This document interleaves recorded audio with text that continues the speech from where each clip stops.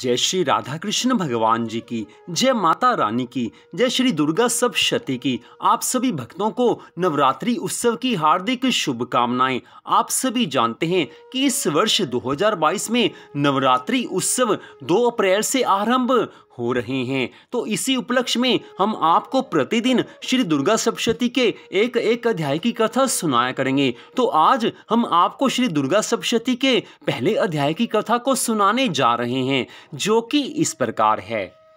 महर्षि मार्कंडेय जी कहने लगे हैं कि भगवान सूर्य के पुत्र सावर्णी की उत्पत्ति की कथा को मैं विस्तार से कहता हूँ, आप ध्यान से सुनिए। सूर्य की छाया से उत्पन्न सावर्णी जगत जननी महामाया की कृपा से जैसे मनवंतर के अधिपति बने, वह कथा सुनिए। प्राचीन काल में स्वारोचिष मनवंतर के चैतवंशी राजा सुरथ समस्त पृथ्वी के चक्रवर्ती राजा हुए। वे प्रजा का अपने पुत्रों की भांति पालन करते थे। यवन राजाओं से राजा सुरथ की शत्रुता हो गई।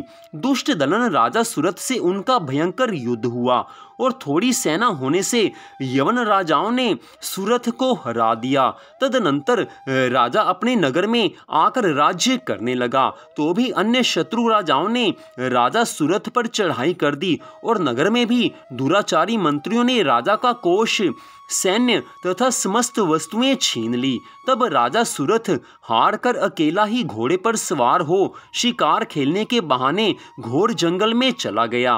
वहां पर महर्षि मेधा का सुंदर आश्रम देखा, जहां कितने ही हिंसक जीव अपनी स्वाभाविक हिंसा वृत्ति छोड़कर परम शांत भाव से रहते थे। मुनि के बहुत से शिष्य उस वन की शोभा बढ़ा रहे थे। वहां जाने पर मुनि ने उनका सत्कार किया और वे उन मुनि श्रेष्ठ के आश्रम पर काफी समय तक सत्कार पाकर उसी आश्रम में रहे। कुछ काल के बाद फिर वे अपने राज्य तथा प्रजा की चिंता से विचारने लगा कि जिस राज्य को मेरे पूर्वजों ने भली भांति चलाया और प्रजा का पालन किया, वह आज मुझसे चला गया। वे दुष्ट मंत्री राजा का पालन धर्म रीति के अनुसार कर रहे होंगे या नहीं, और मेरा मुख्य हाथी भी दुश्मनों के वश में होकर जाने क्या क्या कष्ट भोग रहा होगा। जो आज्ञाकारी नौकर प्रतिदिन प्रसन्नता से धन और भोजन प्राप्त करते थे, अब उन दुष्ट राजाओं के आश्रय में रहकर वो कष्ट पाते होंगे। मंत्री राज्य के धन को कुमार्ग में ही व्यर्थ में अपव्यय करते होंगे। जो धन मेरे पूर्वजनों ने बड़े कष्ट से संग्रह किया था, सो नष्ट हो गया होगा। इस प्रकार वह राजा राज्य की सभी बातों की चिंता करने लगा। कुछ समय पश्चात एक दिन आश्रम के समीप एक वैश्य को आते देखा, तो राजा ने उनसे पूछा कि अरे भाई, तुम कौन हो और यहाँ क्यों आए हो? तुम्हारा मलिन मुख शोक युक्त क्यों दिखाई देता है? इस प्रकार राजा सुरथ की बातों को सुनकर उस समाधि नाम के वैश्य ने राजा सुरथ से कहा है कि हे राजन, मैं समाधि नाम का एक वैश्य हूँ। मेरा जन्म धनवान कुल में हुआ। मेरे दुष्ट स्त्री पुत्र आदि ने मुझे धन के लोभ से घर से निकाल दिया है। मेरा सब धन छीन लिया और मैं धन, स्त्री, पुत्र से रहित हूँ। अब मैं अकेला दुखी होकर इस वन में आया हूँ। मुझे अपनी स्त्री बंधुओं का कुछ पता नहीं। मैं यहाँ रहने के कारण अपनी स्त्री, पुत्र तथा स्वजनों की परिस्थिति को नहीं जानता कि वे इस समय अपने स्थान पर सुखी हैं या दुखी हैं। मैं यह भी नहीं जानता कि मेरे पुत्र सदाचारी हैं या व्यभिचारी हैं। राजा बोला, जिन स्त्री पुत्र आदि ने तेरे धन संपत्ति को छीन लिया है, फिर उन्हीं के स्नेह में तेरा मन क्यों जाता है? वैश्य बोला कि आपने मेरे विषय में जो बातें कही वे वास्तव में सत्य हैं, परंतु मैं क्या करूं? मेरे चित्त में कठोरता उत्पन्न नहीं होती। जिन पुत्र आदि ने धन के लोभ में आकर मुझे घर से निकाल दिया है, मेरा चित्त फिर भी उन्हीं में आसक्त होता है। मैं क्या करूं? इन स्वजनों के निर्मोही होने पर भी मेरे मन में उनके प्रति अति प्रेम है। मार्कंडेय ऋषि जी आगे की कथा का वर्णन करते हुए कहने लगे हैं कि हे द्विज श्रेष्ठ, तत्पश्चात राजा सुरथ और समाधि वैश्य दोनों मिलकर मेधा मुनि के समीप गए हैं और प्रणाम करके बैठकर मेधा ऋषि से कथा प्रसंग करने लगे। राजा बोला, हे भगवान, मैं आपसे एक बात पूछना चाहता हूँ। आप कृपा करके बताओ। हे महाराज, मेरा मन वश में नहीं है, इससे मुझे दुख है। गए हुए राज्य तथा अन्य सभी स्त्री पुत्र बांधवों की ममता मुझे अभी तक बनी हुई है। हे मुनिश्रेष्ठ, यह जानते हुए भी मेरा स्नेह उससे अज्ञानियों की भांति विशेष बढ़ता जाता है और इस समाधि वैश्य को इसके स्त्री पुत्र आदि ने त्याग दिया है तथा इसे घर से बाहर निकाल दिया है। यह भी उनमें अत्यंत आसक्त रहता है। इसी तरह हम दोनों बहुत दुखी हैं। हे महाभाग, उनके दोषों को जानते हुए भी हम दोनों का हृदय उनके प्रति आसक्त रहता है। इतना ज्ञान होते हुए भी ऐसी ममता क्यों है? हम दोनों को अज्ञानियों की भांति मूर्ता क्यों उत्पन्न हो रही है? महर्षि मेधा कहने लगे हैं कि समस्त जंतुओं को जानने योग्य ज्ञान होता है। हे महाभाग, सभी प्राणी पृथक पृथक होते हैं। कोई दिन में नहीं देखते तो कोई रात में नहीं देखते और कोई दिन रात में समान दृष्टि से देखते हैं। पुरुष ज्ञान युक्त है, यह सत्य है, इसमें संदेह नहीं है।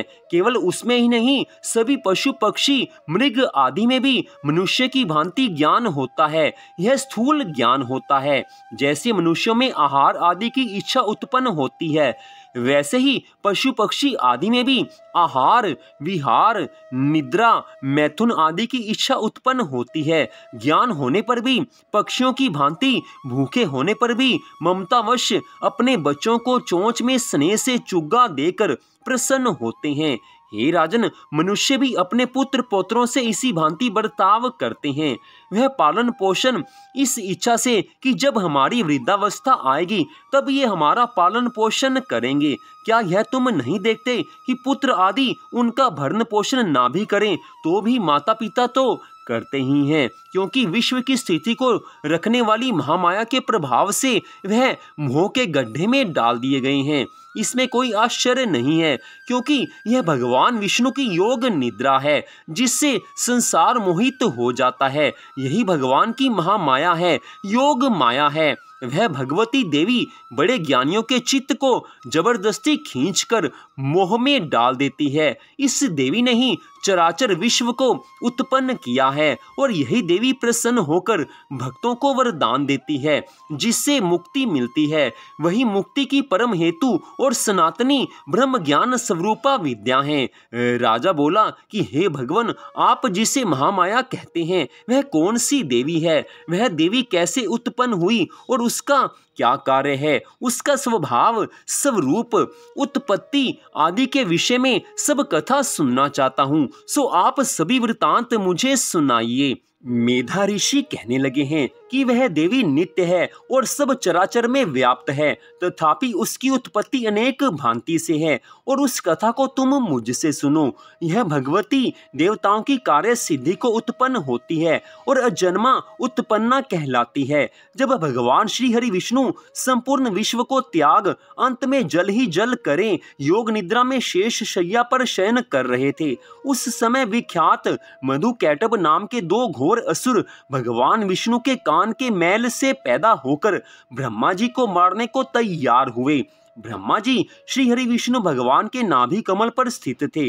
उन दोनों भयंकर असुरों को मारने को आते देखकर और भगवान विष्णु को सोया हुआ देखकर ब्रह्मा जी योग निद्रा की प्रसन्नतार्थ एकाग्र मन में स्तुति करने लगे, जिससे कि भगवान विष्णु के नेत्रों से भगवती योग माया अपना प्रभाव हटा ले और भगवान जाग पड़े। वह योग माया विश्वेश्वरी, जगत माता, स्थिति संहार करने वाली भगवान विष्णु की अतुल तेज वाली निद्रा स्वरूपा अनुपम शक्ति है। ब्रह्मा जी बोले, हे महामाये, तुम स्वाहा देवताओं को पालने वाली हो, तुम स्वधा पितरेश्वरों का पोषण करने वाली हो, तुम ही वषटकार स्वर इंद्र को यज्ञ का हिस्सा पहुंचाने वाली हो, अमृत भी तुम ही हो, अक्षरों में स्वर तुम ही हो तथा नित्य आधी मात्रा व्यंजन भी तुम ही हो। हे देवी, तुम ही संध्या, सावित्री और संसार की जननी हो और हे मातेश्वरी, विश्व को उत्पन्न, पालन और संहार करने वाली आप ही हो। आप ही महाविद्या, महामाया, महामेधा, महास्मृति और महामोहा, महादेवी, महासुरी हो। आप ही समस्त चराचर के तीनों गुणी सत्व रज तम को उत्पन्न करने वाली प्रकृति हो। आप ही काल रात्रि प्रलय स्वरूप महारात्रि तथा दारुण मोह रात्रि हो। आप खड्ग शूल घोर गदा चक्र शंख धनुष बाण भूषुंडी परिध आदि अस्त्र शस्त्रों को धारण करने वाली हो। हे देवी, आप ही सौम्यता हो तथा संसार में आप ही अति सुंदर हो। पर और अपरों में श्रेष्ठ आप ही परमेश्वरी हो, जो इस विश्व की रचना पालन और संहार करते हैं। उन भगवान विष्णु को आपने अपनी निद्रावश कर लिया है। फिर भला बताइए, और कौन आपकी प्रार्थना करने में समर्थ है, जबकि आपने भगवान विष्णु ईशान शंकर तथा मुझसे ये शरीर ग्रहण कर लिया है। आप तो अपने प्रभाव से स्वयं प्रशंसित हो। मधु और कैटभ नाम के इन महादुष्टों को आप मोह लीजिए और विश्वपति भगवान अच्युत को जगाइए। साथ ही इनके भीतर इन दोनों महान असुरों को मार डालने की बुद्धि उत्पन्न कर दीजिए। ऋषिवर आगे कहने लगे हैं कि इस प्रकार जब ब्रह्मा जी ने मधु और कैटभ असुरों के संहार के लिए तथा भगवान विष्णु को जगाने के लिए तामसी देवी की प्रार्थना की, तो उसी समय भगवान विष्णु के नयन मुख नाक भुजा हृदय और वक्ष स्थल से निकलकर अव्यक्त योग माया उपस्थित हो गई और योग निद्रा से भगवान जाग गए। तदनंतर भगवान विष्णु ने उन पराक्रमी वीर्यवान मधु और कैटभ नाम के असुरों को देखा है, ब्रह्मा जी को खाने के लिए जिनकी आंखें लाल हो रही थी। तब भगवान विष्णु ने शेष शैया से उठकर उन असुरों से 5000 वर्ष तक बाहु युद्ध किया। अति बलशाली महाउन्मत्त दोनों असुरों को महामाया ने मोहित कर रखा था।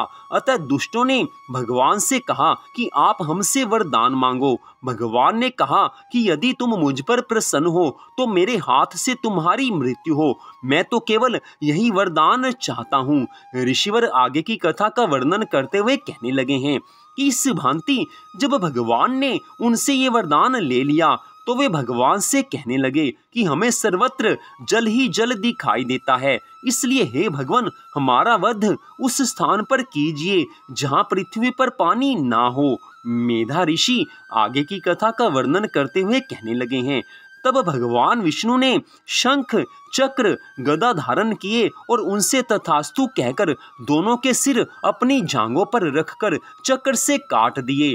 इस प्रकार यह महामाया देवी श्री ब्रह्मा जी की प्रार्थना करने पर स्वयं उत्पन्न हुई है। हे राजन, मैं अब इसके प्रभाव को बताता हूँ, आप इस कथा को पूरी श्रद्धा भावना से सुनना। तो यहीं पर श्री दुर्गा सप्तशती के पहले अध्याय की कथा का विश्राम होता है। आज की इस कथा को सुनने के लिए आप सबका हार्दिक धन्यवाद। अगले अध्याय की कथा आप अगले भाग में सुन पाएंगे। मंदिर बंसी वाले महात्मा यूट्यूब चैनल की ओर से आप सबका हार्दिक धन्यवाद। भगवान श्री राधा कृष्ण जी की माता रानी की अनंत कृपा सदा आप सब पर, आपके परिवार पर बनी रहे, इसी मंगल कामना के साथ जय श्री राधा रानी सरकार की, जय श्री कृष्ण भगवान की, जय माता रानी की, जय श्री दुर्गा सप्तशती की, जय दुर्गा नवरात्रि उत्सव की। जय जय श्री राधे, जय जय श्री राधे, जय जय श्री राधे श्याम।